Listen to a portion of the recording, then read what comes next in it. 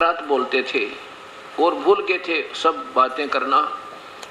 तो माता पिता ने गांव वालों ने सोचा भी चलो लड़की का लड़का जीवित तक हो गया, पर हो गया मैं पागल हो गया। तो बात ना, लड़की इसको देख देख कर अपना जीवन अपनी शांति रखेगी, अपना जीवन पूरा कर लेगी, इसकी आत्मा ना दुखेगी। जैसा भी बावला है बावला सी, पर लड़की का दिल डटा रहेगा।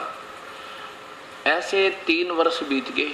बहुत से साधु संतों को भी दिखाया, जंतर मंतर भी करवाए, झाड़े भी लवाए कि लड़का ठीक हो जाए, दवाई भी दवाई, वैद्यों को दिखाया। एक दिन एक दादू पंथ, दादू जी भी कबीर साहब, दादू जी को स्वयं कबीर परमेश्वर मिले थे, बूढ़ा बाबा इसी जिंदा महात्मा के रूप में। और जब दादू जी 7-8 वर्ष के थे, बाहर गली में खेल रहे थे, गांव से थोड़ा सा बाहर, तो वहां ये परमेश्वर कबीर साहब पहुंचे और उस प्यारी आत्मा से मिले दादू जी से, और बताई ऐसे जैसे गरीबदास जी से वार्ता की। तो दादू जी भी ने कहा कि बाबा मुझे भी अपना सतलोक दिखा दो, क्योंकि परमात्मा ये चाहते हैं कि एकाध को मैं यथार्थ ज्ञान दे दूं ताकि हजारों को समझा दे, और अपना गवाही देवे खूब ठोक ठोक के मेरी। तो कबीर साहब कहने लगे भाई ठीक है, पहले आप उपदेश लो मेरा। कबीर साहब, वो दादू जी बोले जी ठीक है। उन्होंने क्या किया कि बेटा ये पान का पत्ता लिया, पान का पत्ता तोड़ लिया, क्योंकि जैसे हम जैसे पत्तल होती है ना, पत्तल उनके पत्ते बना देते हैं ऐसे इस टाइप में। कहने लगे पान का पत्ता तोड़े, और परमात्मा अपने करमंड लोटा ले रखा था, उसमें अपना अमृत जल वचन शब्द शक्ति से उसके हाथ में वो पान के पत्ते पर वो जल डाल दिया। जैसे कटोरी में हम गिलास में पिला देते हैं ये अमृत, जो नाम लेगा, प्रोसीजर वही है। तो वहाँ गिलास गिलूस था को ना, बोले बेटा पान का पत्ते ना ऐसे कर ले गोल गोल सा, और ले ये अमृत और मंत्र सुन मेरा। पहला मंत्र दिया और वो जल पान के पत्ते तो पानी पिला दिया, अमृत पिला दिया, और कहा कि अब चल तुझे मैं अपना वास्तविक लोक दिखाता हूँ। फिर इसी प्रकार 3 दिन लग गए दादू जी को, 3 दिन और 3 रात ऐसे बेहोश रहा। शरीर तो रहा लेकिन उसमें श्वास तो चलता रहा, आत्मा नहीं, उसमें होश नहीं रहा। आत्मा को निकाल ले गए, घर वाले उसने घर ठा लिया, लड़का भी बेहोश हो गया। अब श्वास चलता रहा इसलिए उसको फूका नहीं तो उसको दफना भी देते या कितना खत्म कर देते। कभी इसमें श्वास चल रहा है, देखो बेहोश रहा, उसकी ध्यान उस परमात्मा उस आत्मा को ऊपर ले गए। एक ऐसी सिद्धि होती है कि शरीर को छोड़ दें, शरीर ऐसे हिलता रहता है और आत्मा अपना बाहर घूम आती है। तो उसमें क्या हुआ, 3 दिन और 3 रात ऐसे बीत गए। सारी व्यवस्था दिखाकर दादू जी को वापस छोड़ दिया। उसके बाद दादू जी ने उस परम पिता परमात्मा कबीर परमेश्वर की आंखों देखी महिमा गाई। क्या गाई?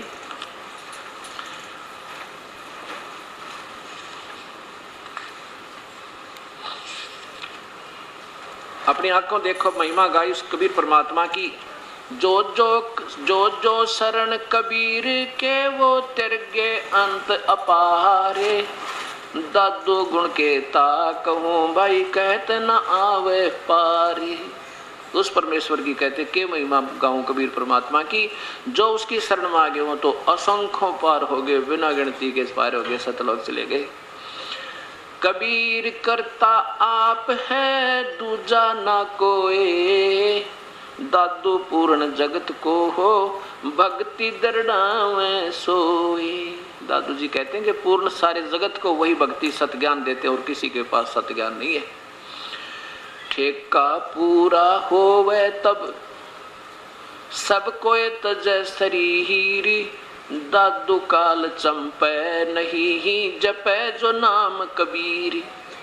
ठेका पूरा हुआ, श्वास पूरे होंगे तो सब शरीर त्यागना होगा। और जो उस परम पिता परमेश्वर का सच्चे नाम से संबंध हुआ हो चुका है पूरे गुरु के साथ, उसको काल निकट नहीं आ सकता। ठेका पूरा होवे तब सब कोई तजय शरीरी, दादू काल गंजे नहीं जपे जो नाम कबीरी। आदमी की आयु घटे तब यम घेरे आए, यम के दूत आकर पकड़ लेते हैं जब इसकी आयु समाप्त होती है। और सुमरण करे कबीर किया कबीर कहा दादू लिया बचाए। आदमी की आयु घटे तब यम घेरे आए, यम के दूत आ जाते हैं, काल के दूत आ जाते हैं लेने के लिए। और जब अपने परम पिता कबीर साहब को याद करके उसके सच्चे नाम का जब जाप करते हैं, किया मैंने, कहते दादू लिया बचा है, और कल यम के दूत भाग गए और परमात्मा कबीर साहब आ गए।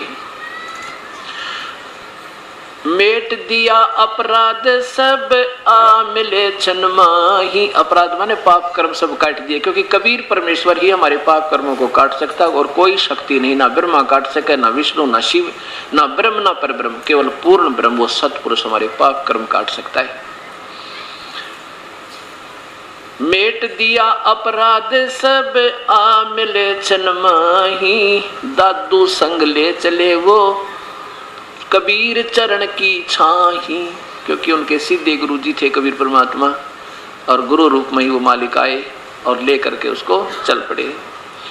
सेवक देव निज चरण का दादू अपना जान, बिरंगी सत कबीर ने कर लिया आप समानी। दादू अंतर्गत सदा ये क्षण क्षण सुमरण ध्यान, वारो नाम कबीर पे है पल पल मेरे प्राण। अपने भगवान के ऊपर कहते हैं, मैं पल पल अपने प्राण न्यौछावर करूं, ये परमात्मा कैसे दया करी, इसे कलयुग में मुझे आकर के संभाला आपने। सुन सुन साख कबीर की ये काल नवावे माथ, दन दन तीनों लोक में है दादू जोड़े हाथ। क्या कहते हैं कि कबीर साहब की महिमा, साख माने उनकी महिमा सुनकर, कबीर साहब की महिमा सुनकर ये 21 ब्रह्मांड का भगवान ब्रह्मा विष्णु महेश के पिता श्री ज्योत निरंजन ये काल भगवान ने क्या माथा ऐसे माथ निभावे, अपने शीश झुका दे, उस परमेश्वर की महिमा सुनते ही इतना इतना घबरा जाता है। सुन सुन साख कबीर की ये काल नवावे माथ, दन दन तीनों लोक में है दादू जोड़े हाथ। कितनी उपमा दी अपने परमात्मा को दादू जी ने कि केरी नाम कबीर का ये विषम काल गजरा जे, दादू भजन प्रताप से ये भाग्य सुनत आवाजी। अब क्या बताते हैं कि वैसे तक काल भी कोई छोटी पावर नहीं है, 21 ब्रह्मांड का मालिक है, 1000 भुजा का प्रभु है, ब्रह्मा विष्णु महेश से भी समर्थ शक्ति है। जैसे हाथियों में, हाथी होंगे देखे हैं आपने, हाथियों में भी एक और तगड़ा हाथी बोलते हैं, उसको गजराज कहते हैं। वो भी कोई छोटी पावर नहीं है, आम प्राणी नहीं है, लेकिन केहरी बब्बर शेर के सामने के उसकी कहते दूर से भी आवाज लगा दे तो लीद कर दे, वो गजराज भी लीद करने लग जाता उस शेर की आवाज सुनते ही, यानी इतना भयभीत हो जाता हाथी उस शेर तक। तो ऐसे परमात्मा की तुलना कबीर दादू जी करते हैं कि वैसे तो ये काल भी अच्छी मजबूत शक्ति है, आपसे तो बहुत तगड़ी है, लेकिन उस परमेश्वर के सामने जैसे केरी शेर के सामने, बब्बर शेर के सामने, और ये हाथी होता है। केरी नाम कबीर का ये विषम काल गजरा जे, दादू भजन प्रताप से ये भाग्य सुनत आवाजी। पल एक नाम कबीर का दादू मन चतलावे, हाथी के असवार को ये काल समान ना खावे। देख कितनी गजब, कितनी अजब महिमा दी है, उपमा दी है मालिक को कि पल एक नाम कबीर का, अगर परमात्मा का आप सच्चे मानते हैं, 1 सेकंड भी नाम ले लोगे जो कोई विशेष आपत्ति आवेगी, तो आप ऐसे स्थिर हो, आप ऐसे सेफ हो जैसे हाथी पर बैठे हुए व्यक्ति को और नीचे से कुत्ते भौंक रहे हों और वो बहुत जोर जोर से आवाज लगा रहे हों, तो कहते तुझे कोई हानि नहीं पहुंचा सकता। हाथी के असवार को जैसे कुत्ता हार्म नहीं कर सकता, हानि नहीं कर सकता, ऐसे परमात्मा कबीर साहब के सच्चे सेवक के ऊपर ये काल अटैक नहीं कर सकता। इतना सेफ इतना सुरक्षित समझो अपने आप को। ये ऐसी तुलना श्री दादू जी कर रहे हैं। फिर सुनो क्या कहते हैं। पर एक नाम कबीर का दादू मन चतलाए, हाथी के असवार को ये स्वान कुत्ता स्वान काल नहीं खाए। कितनी प्यारी व्याख्या की है जिन्होंने भगवान पाया, उस प्रभु को समझा, पूर्ण ब्रह्म को। दादू नाम कबीर की सुमृत नाम कबीर का ये कटे काल की पीड़। दादू दिन दिन ऊंचा होवे फिर परमानंद सुख सीरी। जो परमात्मा कबीर साहब के सच्चे नाम की ओट लेकर भक्ति प्रारंभ कर दी पूर्ण संततें, तो कहते हैं उसकी कटे काल की पीड़ या जन्म और मृत्यु ना जाने के कष्ट जीव के ऊपर है, ये सब दुख निवारण होंगे। और कहते दिन दिन ऊंचा होवे, प्रतिदिन आपके घर में भी सुख, आपके शरीर में भी स्वस्थता, और दिन दिन ऊंचा रोज कमाई बढ़ा आपकी, और परमानंद सुख सीर, उस परमानंद सबसे श्रेष्ठ सुखदायी सतल यानी सतलोक में आपका पार्ट होगा, हिस्सा होगा, वहां पर आपका स्थान हो जाएगा। दादू नाम कबीर की जय कोई लेवे ओटे, उसको कभी लागे नहीं ये काल कर्म की चोटे। काल के द्वारा निर्मित इस काल कर्म की ये वज्र की चोट भी नहीं लगा जिसने कबीर परमेश्वर की ओट यानी शरण ले ली। केवल कबीर पंथी होने से बात नहीं बनेगी, उस नाम से बात बनेगी जो सच्चा नाम, वो प्रोटेक्शन करेगा। और वो सही नाम नहीं है तो फिर आपको कोई प्रोटेक्शन नहीं है। ठीक, आप अच्छी आत्मा हो, पिछला पुण्य अच्छे हैं, तो आपको सुख लग रहा होगा कि हम सुखी हैं, और आप सोच रहे हम कबीर साहब के आड़ में बैठे इसलिए सुखी हैं। नहीं, आड़ तो वो बतावेगी, वो उसका विधि पूजा की ये ओट आपको ठीक मिली या नहीं मिली। अब क्या बताते हैं, दादू नाम कबीर की जो कोई लेवे ओटे, उनको कभी लागे नहीं ये काल वजर की चोट। और संत सब कूप हैं। देखो अपने अपने स्थान पर होंगे, सभी संत आदरणीय होते हैं और उनमें भी कुछ भक्ति कमाई होती है, उनकी भी अस्तित्व होता है। अब जैसे श्री भगवान विष्णु के उपासक है कोई संत, तो भगवान विष्णु की उपासना से उसमें भी कुछ शक्ति है, लेकिन वो कितनी शक्ति है वो बहुत कम है। और ब्रह्म का साधक संत है, उसमें भी कमाई है। और एक पूर्ण परमात्मा कबीर परमेश्वर समझो। अब जैसे एक तो विभाग का मंत्री एक प्रांत में और एक मुख्यमंत्री, इनमें भी दोनों में शक्ति है। और एक फिर प्रधानमंत्री हिंदुस्तान का इतना पावरफुल है कि जब चाहे किसी स्टेट के प्रांत के मुख्यमंत्री को वो देखे कि इसका कार्य अकॉर्डिंग टू द कॉन्स्टिट्यूशन नहीं है और जनता इसके खिलाफ है, उसको उसी समय उठा के एक तरफ रख देगा और अपनी तरफ से बगैर किसी इलेक्शन के एक नागरिक को जिसको वो चाहे 6 महीने के लिए मुख्यमंत्री नियुक्त कर सकता है। इतनी पावर है। कहने का भाव ये है।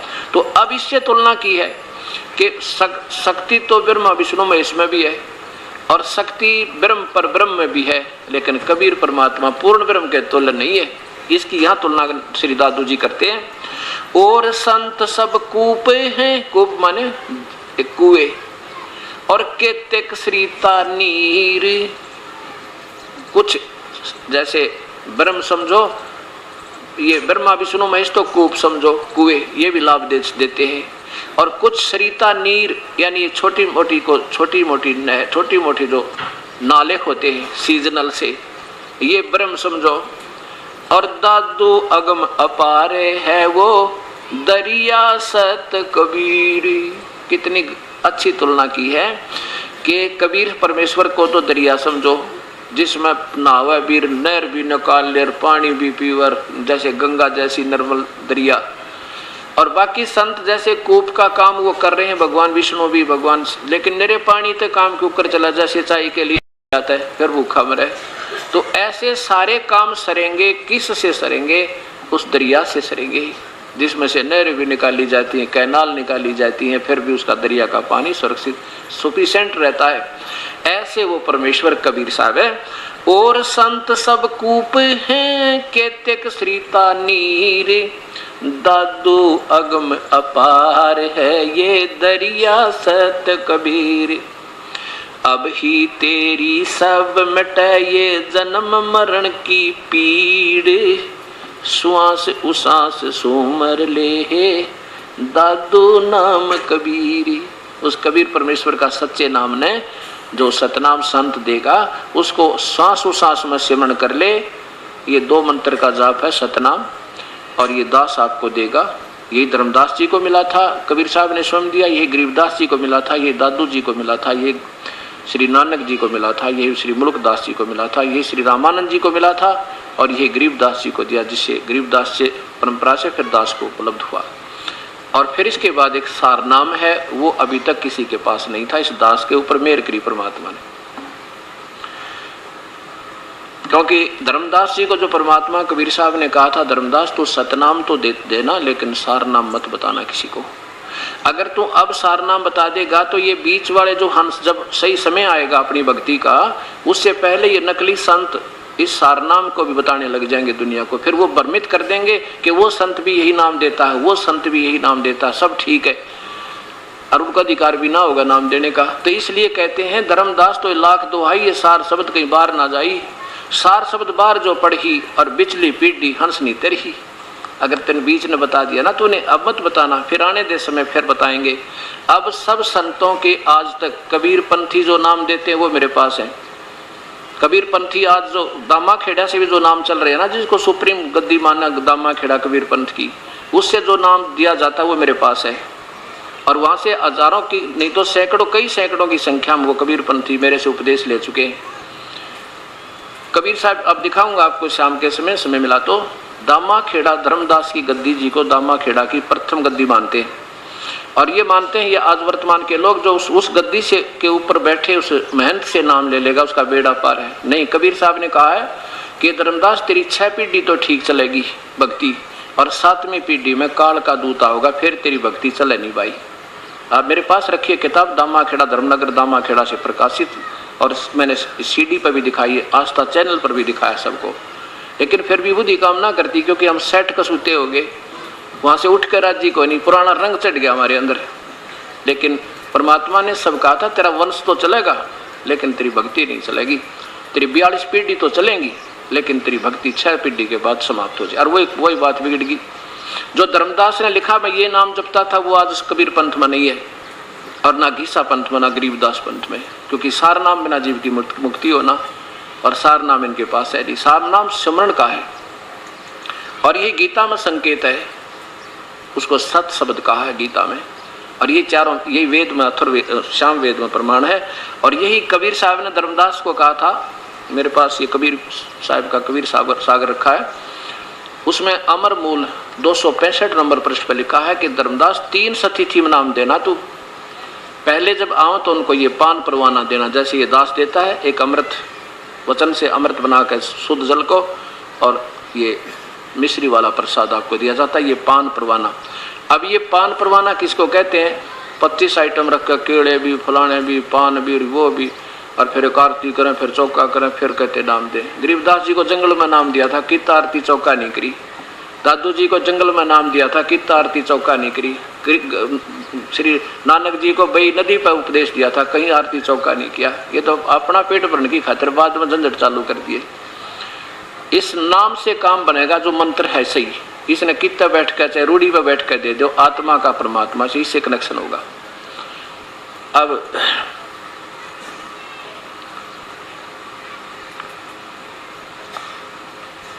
क्या बताते हैं? अब ही तेरी सब मिटे ये जन्म मरण की पीड़, श्वास उसास सुमर ले ये दादू नाम कबीर। एक बार ये दास पाली, राजस्थान में पाली में सत्संग कर रहा था, और वहां पर एक वृद्ध आदमी 75 वर्ष की आयु का, उसने वहां सत्संग सुना 5 वर्ष का, और वो नाम दिया करता, कम से कम 2000 को नाम दे रखा, कबीर पंथी था वो स्वयं। उसने वहां 5 दिन का जब सत्संग सुना तो वो कहने लगा जी मेरे तो सिर में दर्द हो गया, उसी दिन से मेरे सिर में दर्द हो गया और मैं घर पहुंच गया, रात को नींद नहीं आई। फिर 3 महीने के बाद हमारा फिर सोजत है, वहां से पाली से 30 किलोमीटर की दूरी पर सोजत सिटी, वहां सत्संग था नवंबर में, 1 महीने के बाद। तो वहां सत्संग था, तो वो बुजुर्ग वहां पर आया, नाम ले लिया और उसने अपने शिष्यों से कह दिया 2000 को, भाई मेरा नाम गलत है, मेरे को पूरा ज्ञान नहीं था। देखो ठीक है, जितना मेरा उद्देश्य तो ठीक ही था, तुम्हें सतमार्ग दिखाने का, ठीक है, तुम्हारी बुराई छुटवा दी, बीड़ी शराब मांस तम्बाकू भाई दूर कर दिया, पर ये मंत्र मेरा ठीक नहीं है भाई, और यही मूल है मुक्ति का। सबको कह दिया। अब तो मैं तो नाम लूंगा ही पाऊंगे वो संत जी सोजत में, और तुमने उद्धार कराना होता आप भी नाम ले लिए वहां के। तो उसने खुद नाम लिया और काफी शिष्यों ने भी वहां उपदेश लिया, पूरे परिवार को भी नाम दिलाया। अब वो आंखा में आंसू भर भर कर रोता है परमात्मा, कह रहा था जी मेरा दोष कती नहीं, प्रभु की तलाश थी, ना जाने कहाँ कहाँ गया। जिस संत ने जो बता दिया मुझे बहुत अच्छा लगा। कुछ दिन अभ्यास किया, कोई लाभ नहीं हुआ, फिर दूसरे के पास गया, वहाँ भी कोई लाभ नहीं हुआ, फिर तीसरे के पास गया, फिर वहीं भी कोई लाभ नहीं हुआ, तो फिर अपना मतलब उपदेश देने लग गया भी, चल जैसा मुझे ज्ञान हुआ था वो बताने लग गया था। पर मैं भी खुद भी सेटिस्फाई नहीं था अपनी क्रिया से, मैं भी संतुष्ट नहीं था। आँखों में पानी पड़ाने को, भगवान कहाँ मरे हम जाके, तलाश थी परमात्मा की, रास्ता नहीं था। तो धन्य भाग है ऐसे महापुरुष ने, वो संत होते हैं जिन्हें पता लग जाए और फिर बुराई करे नहीं तो वो आप भी दोषी हो रहा था 2000 का गुमराह करके, और नरक में जाना था उस प्यारी आत्मा ने। और इसको संत कहते हैं। और कहते फिर जान बुझ साथी तुझे करे झूठते नहीं, पता लग गया कि शास्त्र तुम्हारे नाम भी गलत, तुम्हारी क्रिया भी गलत, क्योंकि शास्त्र से नहीं मिलती, और फिर भी नहीं छोड़ेंगे। तो कहते जान बुझ साची तुझे करे झूठते ने, वाकी संगति है प्रभु फिर सोपन में बिना दे। कबीर साहब कहते हैं जो जानबूझ कर नहीं मानना, पता होते भी कहते उसके तो परमात्मा, कबीर साहब कहते हैं उससे तो स्वप्न में भी संग ना हो ऐसे व्यक्ति का। ठीक है, अनजानपने में ना जाने किस पर गलती हो जाए और अपने आप को सुधार ले, वो महान आत्मा होते हैं, अपना जीवन सफल करे। यहाँ पर क्या की महिमा बताओ। अब मैं अपनी कति महिमा नहीं मानता कि मैं बहुत बड़ा काम कर दिया मैंने और मैं अपना प्रभु पाक रहा हूँ ना, कति दास की एक मन में भी नहीं है। ये तो भक्ति मार्ग है। अब ये कहीं ना कहीं किसी पत ज्ञान पा जाओ, वहीं से ले ले अपना, इसमें के मानता और के इसमें जो है प्रभुता।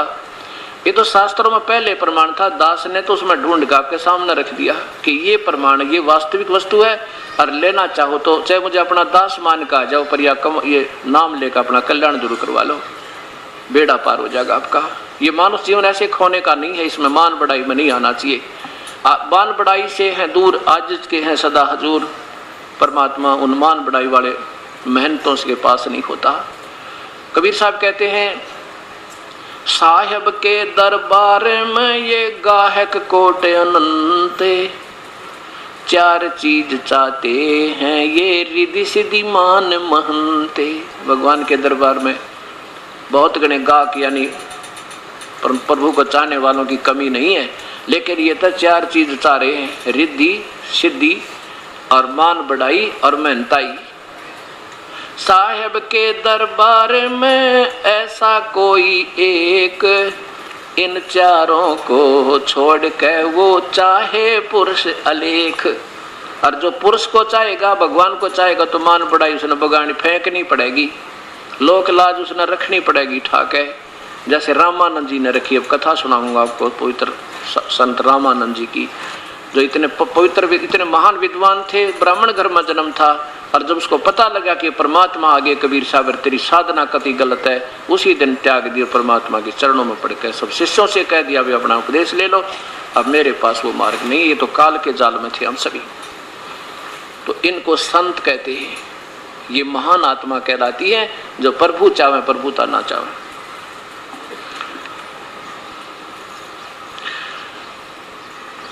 कोई सरगुन में रीझ रहा, अब ही तेरी सब मिटे ये जन्म मरण की पीड़, श्वास उसास में सोमर ले, दादू नाम कबीर, कबीर साहब का जो सच्चा नाम है, श्वास श्वास तक सुमर कर ले। हम ये 2 मंत्र का जाप सतनाम 9 मंत्र के जाप से बनता है, ये सतनाम है।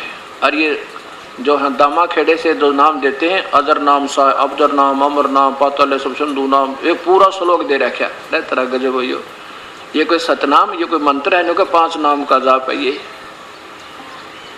वो नाम आपको प्रथम बार दिया जाएगा जो सही मंत्र है। उसके बाद 2 अक्षर का जाप है एक उसमें, और फिर वो सतनाम कहलाता है। और फिर एक उस 2 मंत्र के नाम के साथ सारनाम फिर जोड़ा जाएगा, वो तीनों मिलकर फिर रात बाद में 3 मंत्र का जाप, ये सारनाम बनेगा। और यही गीता जी में प्रमाण दिया है 17वें अध्याय के 23वें श्लोक में। देखिएगा कि ओम तत्सत है, उस पूर्ण परमात्मा के पाने का अर्जुन 3 मंत्र का जाप है। ओम तत्सत, ओम तत्सत, ओम तत्सत, ऐसे नहीं जपना इसको क्योंकि एक सांकेतिक शब्द है, ये गीता में संकेत दिया है भगवान ने।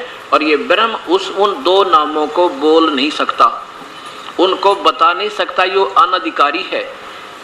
अब जैसे कोई एसडीएम और डीसी की मोहर कभी नहीं लगा सकता, या मंत्री की मोहर लगा नहीं सकता, वो अनधिकारी है, उसको दोष हो जाए, उसको पता है। अब देखिएगा अध्याय नंबर 17 का और मंत्र नंबर, ये श्लोक नंबर 23, ये 23 नंबर श्लोक आपके सामने है। इसमें शपथ लिखा है ओम तत्सत, 3 मंत्र का जाप है। ओम तो सीधा ये ब्रह्म का जाप है, ये काल का जाप है ब्रह्म का। ये तो साथ हमने लेना होगा, क्योंकि इसकी कमाई करके हमने इसको देनी होगी। जैसे गीता जी के 18वें अध्याय के 66वें श्लोक में लिखा है कि मेरी सब पूजाओं को मुझ में छोड़कर उस एक परमात्मा की शरण में तू फिर जा सके। ओम और तत् और सत ये सांकेतिक है, ये दास बताओगा आपको, इसको कोई नहीं देने का अधिकारी आज के दिन संसार में, ये सत्य कर मान लेना। और ये मंत्र पर ब्रह्म का है और ये पूर्ण ब्रह्म का है। और ये 3 मंत्र का जाप इकट्ठा चलेगा फिर लास्ट में आपको। इस 3 मंत्र के जाप से पूर्ण परमात्मा की प्राप्ति होगी। क्या लिखा है कि ओम तत् सत इति निर्देश है। निर्देश का अर्थ होता है संकेत और आदेश, केवल यही करना और नहीं करना। निर्देश है, निर्देश है ब्रह्मणे माने पूर्ण परमात्मा के, सुमृत माने सुमरण का, त्रिविध माने 3 प्रकार के मंत्र का, उस परम पिता के सुमरण का निर्देश है, आदेश है। और इसी को ब्राह्मणा माने विद्वान पुरुष परमात्मा की इसी प्रकार से पहले पूजाएं किया करते थे। पूरा माने शुरू में जब सृष्टि प्रारंभ हुई, वो सत भक्ति वेद अनुसार इसी विधि से करते थे। और दूसरा देखो यहाँ 24 में क्या लिखा है, तस्मात् ओम इति उदाहरते ज्ञान दान तप क्रिया आदि। यहाँ देखो इसकी हिंदी सुनाता हूँ, हिंदी इनकी जहाँ तक ठीक है, महापुरुषों की ठीक है। इसलिए वेद मंत्रों का उच्चारण करने वाले श्रेष्ठ पुरुषों की शास्त्र विधि से नियत यज्ञ दान और तप रूप क्रिया सदा ओम इस नाम के परमात्मा के नाम के उच्चारण से प्रारंभ होती। जैसे ओम भूर्भुवः स्वः, ये काल तक के जाप है, ब्रह्म तक के। ओम नमः शिवाय, ओम भगवते वासुदेव नमः, जहाँ पर ओम नाम से क्रियाएं शुरू होती है, ये ब्रह्म तक की साधनाएं हैं, ये काल तक की पूजाएं हैं। आगे देखो, और जो तत्मंत्र है ना, तत्मंत्र कहते हैं, वो करेगा जिसने यहाँ से पीछा छुटवाना, जन्म मृत्यु चाहेगा, उसको तत्मंत्र प्राप्त, वो तत्मंत्र प्राप्त करेगा, उस पे काम करेगा तत्मंत्र। यानी दूसरा तत् इति, नीचे देखो, तत् अर्थात तत् नाम से कहे जाने वाले परमात्मा की यह सब इस भाव से फल को न चाहकर नाना प्रकार की यज्ञ तप रूप क्रियाएं तथा दान क्रियाएं। देखो ये देखना ध्यान से, छोटा करो बड़ा। मोक्ष आकांक्षा भी, मोक्ष माने जन्म मृत्यु की से छूटने की इच्छा करने वाले ही की जाती है। दूसरा मंत्र तो वो लेगा, जैसे अभी तक तो आप जो पूजा कर रहे थे बढ़िया थी, अब आपको ज्ञान होगा, आप चाहोगे भगवान यहाँ से पीछा छूटे, तब इसकी आपको ये तड़प होगी, तब ये मिलेगा।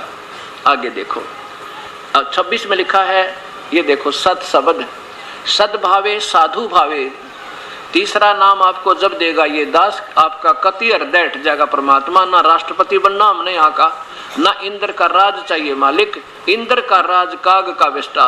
ऐसी नफरत आपको यहाँ हो जाएगी। सद्भावे साधु भावे, कति आप साधु भाव हो जाओगे जब सत शब्द सार शब्द आपको दिया जाएगा। वैसे नहीं ये दिया जाएगा तो ये काम नहीं करेगा, आपको व्यर्थ हो जाएगा। सद्भावे बिल्कुल वास्तव में यहाँ से पीछा छुटवाने वाले, साधु भावे बिल्कुल कोई इच्छा नहीं रहे इस काल के जाल की लोक की। सत इति एतत् परिदुते, उसको सत नाम यानी सच्चा नाम, वो सत शब्द सार शब्द दिया जाता है। यहाँ देखो प्रशस्ते कर्मणि तथा सत शब्द, सत शब्द माने सार शब्द, सार शब्द बिल्कुल वास्तविक मंत्र।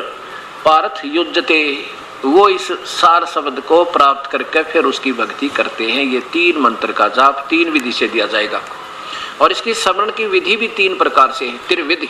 3 ही प्रकार से इसका सिमरण होगा। श्वास उसास से होगा।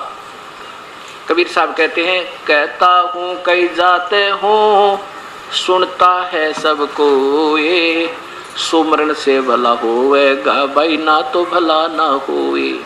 कहता हूँ कई जाते हूँ, कहूँ बजा के डोले, श्वास जो खाली ही जात है ये 3 लोक का मोले। श्वास उसास में नाम जपो, व्यर्था श्वास मत खो, ना जाने इस श्वास का आवण हो के ना हो। कबीर साहब तो कहते हैं सांस और उसास से मंत्र है वो, और ये कबीर पंथी ने एक पूरा श्लोक वो श्वास उसास से हो नहीं सकता।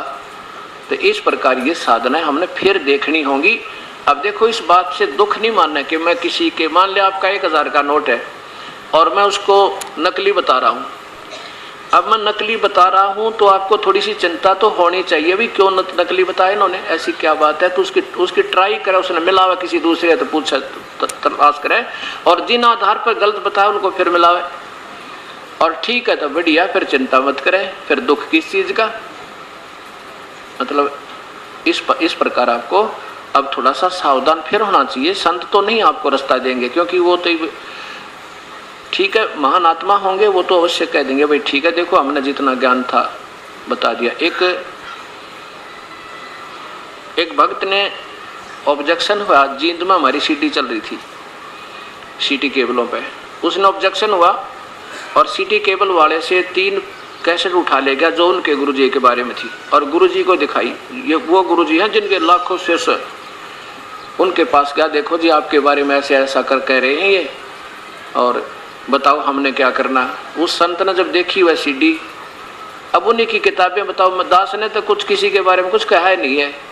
मैं तो ना इस योग्य हूँ किसी को बुरा और भला बताने का, ना मुझे आप इतना ज्ञान। मैं तो ये कह रहा हूँ कि शास्त्र तो ये बतावें और ये संत ये बतावें, अब तुम देख लो भाई कौन सा ठीक है। तो उसने वो कहने लगा भाई ठीक है हमने जितना ज्ञान हमने बता दिया, कोई ज्यादा जानता वो बता देगा, चलो इतना भी कह दिया भला उसका। तो कहने का भाव है अब ये सामने आएगी, सबके भक्त समाज के सामने ये सारी सच्चाई आएगी और आप ही ने समझना होगा, और फिर वो भी समझेंगे जब उनको पता लगेगा भाई सारे भक्तात्मा उधर जा रहे हैं तो कारण क्या है ये। तो बुद्धिजीवी तो सोचन पर विवश होगा और फिर अपना जीवन कल्याण उनका भी हो जाएगा, इसमें कोई बड़ी बात नहीं है। और इसी का प्रमाण श्याम वेद के अंदर आपको दिखाता हूं।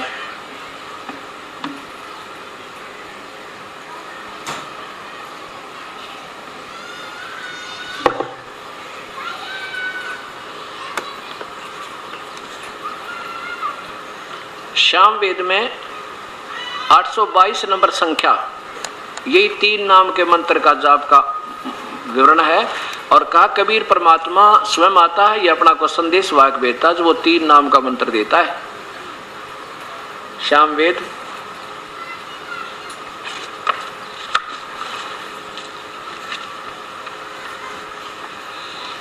स्वर्गीय पंडित तुलसी राम स्वामी कृत सार्वदेशिक आर्य प्रतिनिधि सभा 3/5 महर्षि दानंद भवन आसफ अली रोड नई दिल्ली दूरभाष इतना। इसमें 822 नंबर श्लोक। अब देखो हमने मूल संस्कृत आज भी हमारे पास है, अनुवाद किसी ने अपने ढंग से किया है तो उसकी अपनी सोच है। अब फिर हम इसको दोबारा देखेंगे क्योंकि ये किसी की निजी संपत्ति नहीं है वेद या गीता जी, ये तो एक मानव मात्र का अधिकार, हर एक का अधिकार है। इस पर सोच विचार करने का। ये देखो 822 नंबर संख्या है। मनीषी भी पवते पूर्वे कबीर, ये रे यहाँ लिखा न के ऊपर रे, ये ऊपर रे लगा, ये यहाँ लगेगा कबीर। नर भी यत प्री कोसान आसिदत त्रि, तीन तस्य माने उस भक्त आत्मा को, नाम माने मंत्र, त्रि नाम जनैन मधु शरण इंद्रस्य वायु सखाय वर्धन। ये तो आपको संस्कृत दिखाई, इनका अनुवाद तो नहीं आपके समझ में आएगा ये क्या लिखा है इन्होंने। ये तो आपको संस्कृत दिखाई है और इब दास आपको इसका टीका बताएगा, अनुवाद कैसे, जैसा मेरी सोच ने काम किया है और शास्त्रों का जो मेल खाता है। ये एक परिभाषा प्रभु की एक पुस्तक दास ने तैयार की है, इसको पांचवा वेद समझो, ये एक गागर में सागर समझो, ये सागर बूंद समाना, यानी सारा निचोड़ इसके अंदर सब शास्त्रों का, सब पवित्र धर्मों का इसके अंदर आपको मिलेगा। और इसी में ये वेदों के कुछ सर जो हैं मंत्रों का अर्थात श्लोकों का सरलार्थ भी मिलेगा। इसमें एक चैप्टर है सौदागर को संकेत और एक है प्रदर्शनी। प्रदर्शनी में दास ने क्या किया कि दास ने भी अनुवाद किया है और फिर महर्षि दानंद जी ने, श्री जैसे स्वामी जी ने और दूसरे संतों ने जिन जिन ने इनका सरलार्थ किया उनका भी साथ में लिखा है। और फिर स्वयं उसको कंपेयर करना कि कौन सा ठीक है या अच्छा आपको लगेगा, आप स्वयं फैसला करें। ये 822 नंबर संख्या, ये देखिएगा,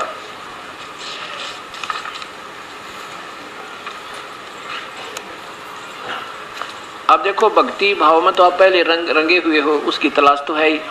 अब मैं ये भी गा सकूं ढोलक ढालक बांध के बजले रे भगवान तेरा काम आवेगा बजले रे, और राम और भिलने की कथा भी सुदामा कृष्ण की बहुत सुना सकता हूं, लेकिन वो फिर बाद में जब पहले हमारा रास्ता ठीक हो जाएगा ना, फिर चलेंगे उस मार्ग पे तो 10 कदम रखेंगे तो भी मंजिल की तरफ होगी।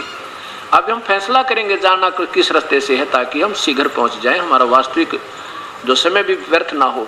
822 नंबर है वही, ये मनीषी भी पवते पूर्वे, नीचे इसकी संस्कृत का इसी का संधि छेद किया है। मनीषी भी पवते पूर्वे कबीर, ये यहाँ देखो कबीर, ये ऊपर रह लगा कबीर।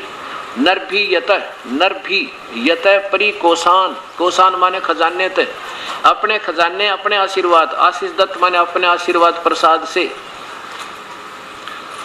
त्रि माने तीन, नाम माने नाम देकर, तस्य माने किसको, तस्य माने उसको, किसको जो विधिवत साधना करता परमेश्वर के अनुसार, जनन माने जन्म के, शरण माने मृत्यु से, जन्म और मृत्यु के, न माने नहित, रहित करता है, जन्म और मृत्यु को समाप्त कर देता। इंद्रस्य यानी परम सुखदाय परमेश्वर कबीर साहब अपने ही मधु माने वास्तविक आनंद को प्राप्त करवाता। कैसे, वायु माने प्राणों को, जीवन को, उसके श्वासों को बढ़ा देता है, उसकी उम्र बढ़ा देता है। सख्यान वर्धन अपने साथी के, अपने भक्त आत्मा के, वायु माने प्राणों को यानी जीवन के श्वासों को, वर्धन माने बढ़ा देता है। और उसको पवते माने पवित्र करता है, पवित्र। मनीषी भी पूर्वे कबीर माने सनातन पूर्ण परमात्मा, सबसे पहले वाला भगवान कबीर, हम इसे कबीर कहने लगे। वो कबीर अपनी प्यारी आत्मा को, जो उसका विधिवत साधक है, उसके पाप कर्म काट दे, उसको पवित्र करे, उसकी उम्र बढ़ा दे, अपने आशीर्वाद है, अपने खजाने में है, अपने मत है, कोसान माने खजाने में है, उसकी उम्र बढ़ा दे, सांस बढ़ा दे और उसके पूर्ण परमात्मा को प्राप्ति विधिवत साधना करवा के करवाता। 3 मंत्र के जाप तक, और यही हमारे पाप कर्मों को काट देता है। एक भक्त ने ऐसे प्रश्न करते रहते हैं क्योंकि ये सत्ज्ञान है, जरूर हृदय में कुछ ना कुछ उथल पुथल होती है, हर एक इंसान की होती है, और दास के भी ऐसी हुई थी जब प्रारंभ में ये ज्ञान सुना था। तो एक भक्त ने प्रश्न किया कि आप एक तरफ तो कहते हो कि ब्रह्मा विष्णु महेश में कोई शक्ति नहीं, ये कोई कर्म में फेर बदल नहीं कर सकते, हम कैसे माने इस बात को। देखो पहले तो दास ये तो कभी कहता नहीं कि ब्रह्मा विष्णु महेश में कोई भी शक्ति नहीं। दास ये कहता है कि जैसे एक प्रांत के मंत्री में भी शक्ति होती है और मुख्यमंत्री में भी शक्ति होती है, पर प्रधानमंत्री की तुलना नहीं हो सकती। और आप क्या कहते हो कि ब्रह्मा विष्णु महेश सुप्रीम पावर हैं, अजर अमर हैं, इनके कोई माता पिता नहीं है, ये सर्वेसवा है, सब ब्रह्मांडों के रचनहार हैं, और फिर कहते हुए तीन लोक के भगवान हैं। और ये स्वयं स्वीकार करते हैं देवी भागवत महापुराण में ब्रह्मा विष्णु महेश के हमारी तो जन्म मृत्यु होती है, हम अजरो अमर नहीं है। अब हमने इन शास्त्रों को, क्योंकि ब्रह्मा विष्णु महेश भगवान के बारे में कहाँ से जानकारी हुई? इनके जीवन चरित्रों से। किसी भी संत की या किसी परमात्मा की जानकारी उन्हीं के पवित्र शास्त्रों से, उनकी जीवन लीलाएं से ज्ञान होता है।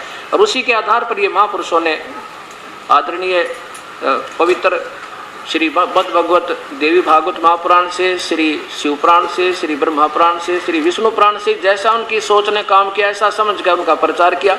अब फिर देखो इस पवित्र शास्त्र देवी भागवत महापुराण में ब्रह्मा विष्णु और महेश तीनों स्वीकार करते हैं हम तो जन्म मृत्यु में है, हमारा अमर अमर नहीं है।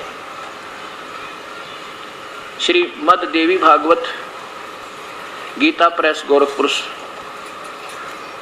और इनके अनुवाद करता यानी हिंदी संस्कृत से हिंदी में अनुवाद करने वाले संपादक हनुमान प्रसाद पोदार चिमन लाल गोस्वामी।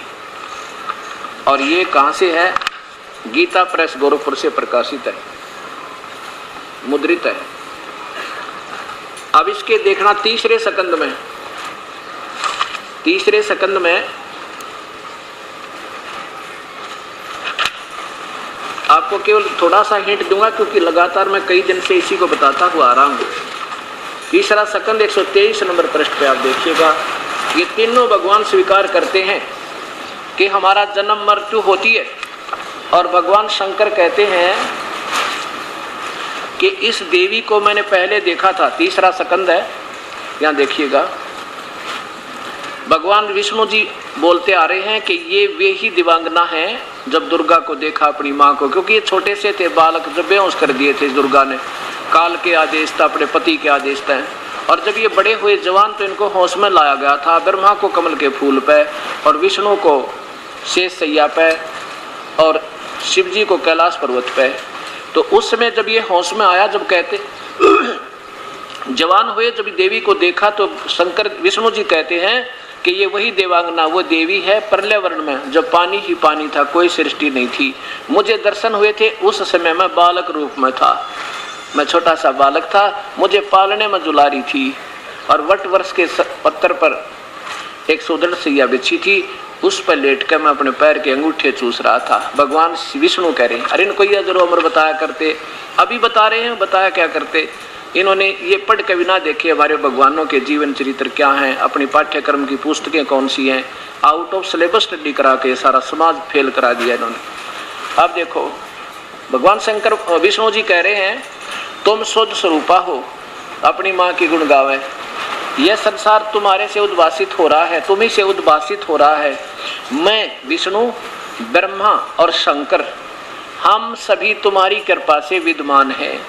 हमारा आविर्भाव माने जन्म और तिरोभाव माने मृत्यु। हम तो जन्म और मृत्यु के अंदर है, हमारा तो जन्म और मृत्यु विनाश होता रहता है।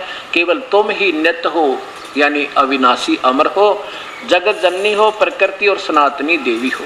आगे देखो शंकर जी स्वयं स्वीकार करते हैं, भगवान शंकर बोले देवी यदि महाभाग विष्णु तुम्ही से उत्पन्न हुए हैं, प्रकट हुए हैं, तो उनके बाद उत्पन्न होने वाले ब्रह्मा भी तुम्हारे ही बालक हुए। और फिर मैं तमोगुणी लीला करने वाला शंकर क्या तुम्हारी संतान नहीं हुआ? अर्थात मुझे भी उत्पन्न करने वाली तुम ही हो। ब्रह्मा विष्णु महेश की माँ क्लियर होगी कि देवी दुर्गा है या भवानी है, शेरा वाली है, इति सिद्धम। और ये क्या कहते हैं, हम तो जन्म मृत्यु के अंदर, हमारा तो आविर्भाव और जन्म होता है, हम अजर और अमर नहीं है। और अब तक ये ब्रह्मा विष्णु महेश के आड़ में रोटी खाने वाले अपनी रोजी रोटी का धंधा बना लिया जिन संतों ने, और ये आज भी इनको अजर व अमर, कालज्जय, मृत्युंजय, सर्वेश्वर, महेश्वर, सब सृष्टि के रचनहार, इनके कोई माता पिता नहीं। कम से कम अपने सिलेबस को तो पढ़ लो शिक्षक तुम, और फिर पढ़ाइए विद्यार्थियों को। अब आप उठाकर देखा नहीं सिलेबस, दत्त कथा सुना के, कॉमिक्स पढ़ा के हमारे सब पूर्वजों को गुमराह कर दिया। और उन्हीं के ज्ञान से हमारू डोगे सुनकर जी नहीं सत ज्ञान को।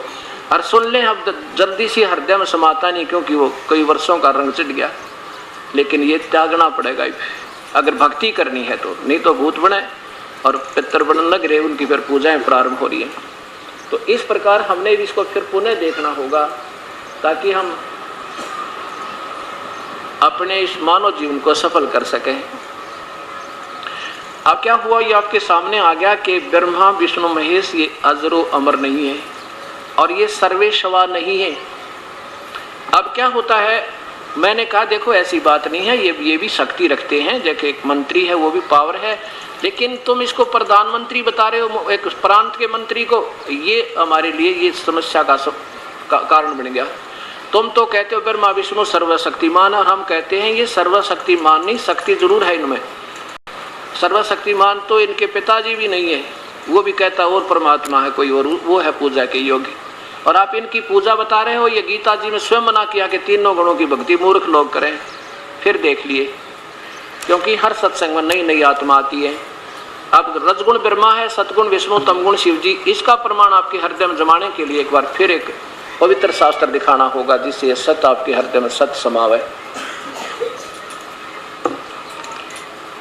ये देखिएगा, ये वही पवित्र देवी भागवत, इसमें संस्कृत भी साथ है, हिंदी भी साथ है, इसमें दोनों लाभ है मुझे, ताकि क्योंकि आपने वो अधूरा ज्ञान इतना सुन लिया, इस सत्य ज्ञान को 20 प्रमाण दूंगा 25, जब जाके आपके हृदय में यह बात नो जचेगी कि वह कुछ तो ठीक लग रही है, और जबकि सारा ठीक होगा ये। अब देखो, ये है अथ देवी भागवत सभाष्टिकम समात्यम, खेमराज श्री कृष्ण दास प्रकाशन बम्बई, ये यहाँ से प्रकाशित है। और इसके तीसरे सकंद में अथ श्रीमद देवी भागवते भाषा टीका युक्ते तृतीय सकंद प्रारंभते, इसमें स्वयं भगवान शंकर कहते हैं कि मैं तो तमोगुण हूँ, ब्रह्मा रजोगुण है और शिव शंकर जो है शिव जी विष्णु सतोगुण है। अब ये 7वां श्लोक समाप्त हुआ, 8वां प्रारंभ होता है। शंकर जी बोल रहे हैं, हे माता, यदि हमारे ऊपर आप सदा दया युक्त हो तो हमको तमोगुण में किस प्रकार प्रदान किया है, और ब्रह्मा रजोगुण और हरि विष्णु को सतोगुण क्यों बना दिया। फिर देखो, ये 8वां प्रारंभ होता है, हे माता, दुर्गा से कह रहा है भगवान शंकर, यदि आप हमारे ऊपर सदा दया युक्त हो तो हमको तमोगुण में किस प्रकार प्रदान किया है, ब्रह्मा रजोगुण और हरि सतोगुण। अब संस्कार देखो, संस्कार देखो, ये 7वां समाप्त हुआ, 8वां प्रारंभ होता, यदि दया धर्मना न सदा अंबिके कथम अहम, अहम माने मैं, विहित क्यों बना दिया, क्या तमोगुण है, मुझे तमोगुण क्यों बना दिया, कमल जय, कमल से उत्पन्न होने वाले ब्रह्मा को रजोगुण संभव, रजोगुण क्यों बना दिया, और विहित किमो सतोगुण हरि यानी विष्णु को आपने सतोगुण में क्यों रंग दिया। अब देखो, ये तीनों देवता भी दुखी होते हैं, किसी का बेटा मरे, किसी की बेटी मरे, किसी का कुंबा मर जाता है। और देखो बाई फोर्स जबरदस्ती हमारे अंदर एक ऐसी, इस रजोगुण के कारण, इस रजोगुण का ऐसा दबाव आ जाता हमारे पास, जो ब्रह्मा के अंदर इसने ठोक कर दिया, और ब्रह्मा की रेंज है तीनों लोकों पर काम कर रही है। अब देखो, ये भगवान तीनों आकार में है अपने लोक में, और वहाँ से यहाँ तीनों लोकों के प्राणियों पर इनका सीधा इफेक्ट हो रहा है। जैसे रसोई में तो छौंक लगा मिर्चों का और छींक आवा तीसरे कमरे में, अब मूल वस्तु तो रसोई में है और उसका गुण पहुँच गया तीसरे कमरे में भी, छींकम छींक असर कर रहा, अफेक्ट कर रहा उसका। ऐसे ये परमात्मा तीनों अपने अपने लोकों में है, और वहाँ से इनका दबाव हमारे ऊपर कंस्टेंट बना रहता है। जैसे सूर्य का प्रकाश हर समय अफेक्ट कर रहा है, इतनी दूरी से भी वो दिखाई नहीं दे रहा, वो गुण हमें ये नजर आ रहा, बस इतना अंतर है। अब रजगुण ब्रह्मा है, सतगुण विष्णु है, तमगुण शिव जी। और रजगुण ब्रह्मा से तो जीव उत्पत्ति करवाता हमारे अंदर विषय वासना प्रेरित करके, और ब्रह्मा विष्णु जी के सतोगुण से हमें यहाँ पर रोके हुए भाई बहन का नाता और बेटे बेटियों में मोह ममता, संपत्ति में मोह ममता बना के ये काल रोक रहा है। और भगवान शंकर से हमारा संहार कराता है। जब भगवान शंकर को तमोगुण होता है तो ये प्रलय कर देता है, ना जाने कितने जीवों का विनाश हो जाता है। और जब ये होश में आता है तब पश्चाताप करता है, नो कहता है भगवान ये के बना मेरे तय। तो ऐसे रो रहा अपनी माँ के सामने, है माता यदि आप दयालु हो हमारे पे तो हमारे से दुष्कर्म क्यों करवा रहे हो, हैं? हम मारे इनको, पाले पोसे फिर मार दे, ऐसा जुल्म हम क्यों करवा रहे हो हमारे तय। ये भी दुखी हो रहे बेचारे, लेकिन ये विवश हो गए, उस काल के वश हैं, ब्रह्म के वश हैं, पूर्ण ब्रह्म इस ज्योति निरंजन के वश हैं ये बेचारे, इनका दोष नहीं। अब जैसे कोई जनरल या कर्नल कितना दयालु हो, जब आदेश गवर्नमेंट का होगा कि दुश्मन के ऊपर आक्रमण करो तो उसने आदेश देगा और मार देगा, क्योंकि वो आदेश अनुसार उसने चलना पड़ेगा। अपने लेवल में ये बहुत दयालु आत्मा तीनों भगवान बहुत ही नेक हैं, लेकिन इनके कर्म ऐसे हैं तो फिर ये मजबूर हैं। अब फिर देखिए, तीनों गुणों की पूजा मूर्ख लोग करते हैं। रजगुण ब्रह्मा की, सतगुण विष्णु, तमगुण शिव जी की। स्वयं भगवान गीता के 7वें अध्याय के 12 से लेकर और 15 तक श्लोक में आपको फिर सुनाते हैं। देखो, जब तक हमें यही ज्ञान नहीं होगा प्यारी आत्माओं कि हम कर क्या रहे हैं, अनजानपने में बालक नादान बच्चा सांप न पकड़ ले सर्प को, अनजानपने में बिजली के नंगे तार के भी हाथ लगा दे, मर जाए बेशक, उसको ज्ञान नहीं। और जब उसको ज्ञान हो जाएगा फिर इतनी दूर हाथ करेगा, जब पता लग गया इसमें करंट है तार में, कूद कर पड़ेगा। और पता लग गया कि सर्प नाम सुनते डर जाएगा, और पहले डराए तो भी नहीं डरा था क्योंकि उसको बोध नहीं था। अब आपको बोध होगा कि हम कर क्या रहे हैं, हमारे शास्त्र क्या बता रहे हैं, फिर आपको भय होगा, आप उससे उल्टे हटोगे। आप सियाने होकर उल्टे हटोगे नहीं, हट नहीं सकते। देखिए अध्याय नंबर 7 का श्लोक नंबर 12, 13 और 14, 15 4-5 श्लोकों में क्लियर हो जाएगी। अध्याय नंबर 7 ये पवित्र गीता जी, गीता प्रेस गोरखपुर से प्रकाशित है। और अध्याय नंबर 7 और श्लोक नंबर 12 से प्रारंभ करेंगे। और भी जो सतगुण से यानी विष्णु से जो हो रहा है जीवों की सतिथि होने वाले भाव हैं, और जो रजगुण से जीवों की उत्पत्ति ब्रह्मा से, और तमगुण शिव जी से संहार, ये संकेतिक शब्द हैं क्योंकि गीता में संकेत ज्यादा है, क्योंकि चारों वेदों का सार है। यो चारों वेदों का एक समझो सागर, गागर में सागर किया भगवान ने, तो संकेत ज्यादा दिए हैं। संकेत को वही बताओगा जो वेद को जानने वाला तत्वदर्शी संत है। इसमें 15वें अध्याय के प्रथम श्लोक में प्रमाण दिया है कि वो संत ही इसको बता सके। अब तमोगुण से होने वाले भाव हैं, ये काल बोल रहा है, ब्रह्म बोल रहा है गीता को श्री कृष्ण में प्रवेश करके, होने वाले भाव उनको सबको मुझसे होने वाले ऐसा जान, परंतु मैं उनमें और वे मुझ में नहीं है। अब देखो कितना स्पष्ट कर दिया, काल बोल रहा है कि मैं तो इन ब्रह्मा विष्णु महेश से न्यारा रहता हूं, और यही तीनों जो कर रहे हैं उनका नियमित मैं हूं, क्योंकि यही करवा रहा है। इसको भूख लगती है 1 लाख जीवों का रोज आहार करने की, मानव शरीरधारियों की, इसलिए ये अनर्थ यही करवा रहा है। कहते ये सब मुझसे ही होने वाला, ये उन सबको मुझसे ही होने वाला ऐसा जान, परंतु मैं इनमें और ये मुझ में नहीं, क्योंकि इन तीनों पुत्रों को अलग से राजधानी दे रखी है। यहाँ देखो 13वें में लिखा है कि गुणों के कार्य रूप सात्विक, राजस और तामस यानी ब्रह्मा विष्णु महेश से कि इन तीनों प्रकार से भावों से ये सारा संसार प्राणी समुदाय मोहित हो रहा है। इन तीनों गुणों से परे मुझ अविनाशी को नहीं जानते। कहते हैं तीनों भगवानों तक की पूजा में इन्हीं से मिलने वाले क्षणिक लाभ पर आश्रित हैं, ये मेरी ब्रह्म साधना भी ना करते नादान कहीं के। आगे देखो अब 14 और 15 में कमाल कर दिया, क्योंकि यह अलौकिक अर्थात अति अद्भुत त्रिगुण में मेरी माया बड़ी दुस्तर है। रजगुण ब्रह्मा, सतगुण विष्णु, तमगुण शिव जी से जो ये जाल फैलाकर इस जीव को उलझा रखा, कहते हैं बड़ी खतरनाक है। इनके ऊपर दोष दे दिया फिर काल ने, और कहता है जो व्यक्ति मेरा भजन करते हैं, इन तीनों की पूजा छोड़कर ब्रह्मा विष्णु महेश की, वो इनसे ऊपर उठ जाते हैं। जैसे मुख्यमंत्री कहे इन मंत्रियों से और नीचे के अधिकारियों से तो मेरी शरण में मेरी पूजा करो, मैं तुम इनसे ज्यादा लाभ दे दूंगा। लेकिन अपनी भी भक्ति कहता मेरी भी पूर्ण नहीं है, क्योंकि वो प्रधानमंत्री कोई और शक्ति है जो पूर्ण लाभ देगा। ऐसा समझना इस सारे पवित्र शास्त्र को।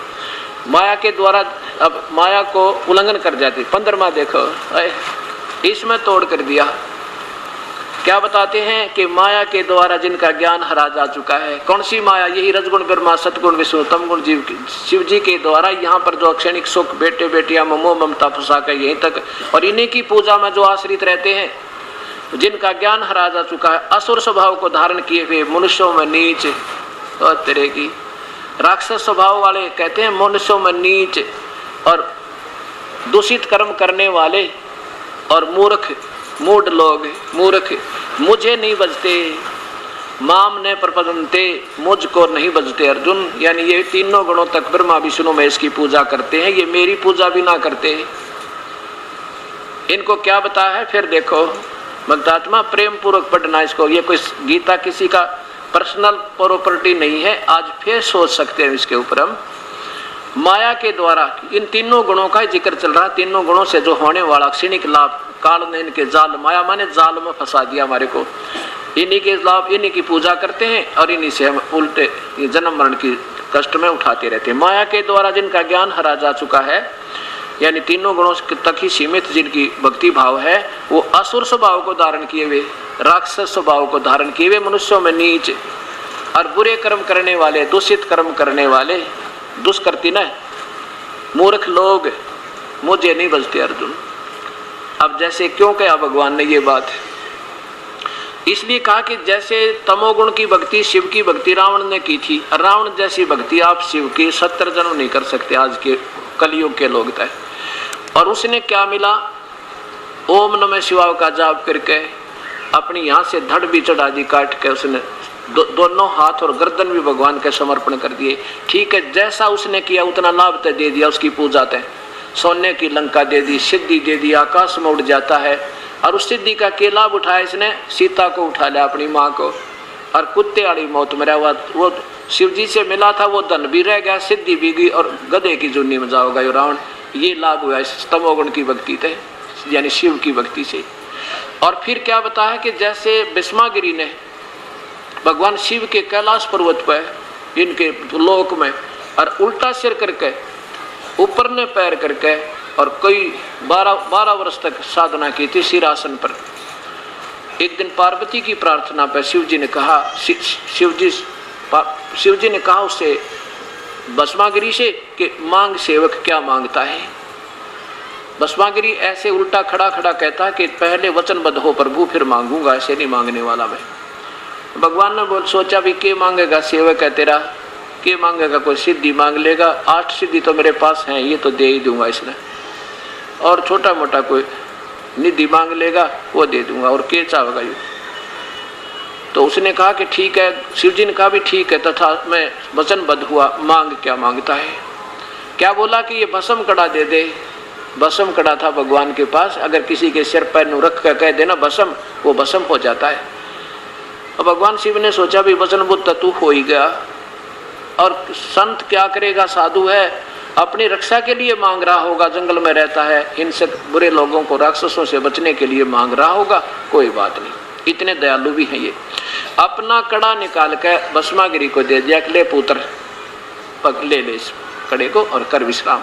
अब कड़ा हाथ में आते ही आंख बदल गया, कहने लगा हो शिव जी होशियार, तुझे खत्म करूंगा। अरे तेरा गजब हो, हे मालिक, अब गीता गलत नहीं, इसको समझा ठीक नहीं, इस प्रकार ये समझने वाले गलत हो गए, जिसको हमें गलत रास्ता बताएंगे। अब देखो भगवान शिव जी भाग लिया डर के, अगर अजरो अमर होते तो भागते नहीं, डरते नहीं बेचारे, वो खड़े रहते करके करेगा, लेकिन वो अजरो अमर नहीं थे, वो भाग लिए। और उन नीच ने ये भी नहीं सोचा जिसकी पूजा करे उसी के दुश्मन हो गए, राक्षस स्वभाव बन गया, कुत्ते वाली मौत मारा। भगवान विष्णु ने उसको पार्वती रूप बनाकर गंडनाथ नचा के फिर उसको भस्म किया। उसके बाद वो भस्मासुर कहलाने लगा, भस्मागिरी थे भस्मासुर हो गया। तो तमोगुण की पूजा शिव की साधना से अब भस्मागिरी की क्या हालत हुई।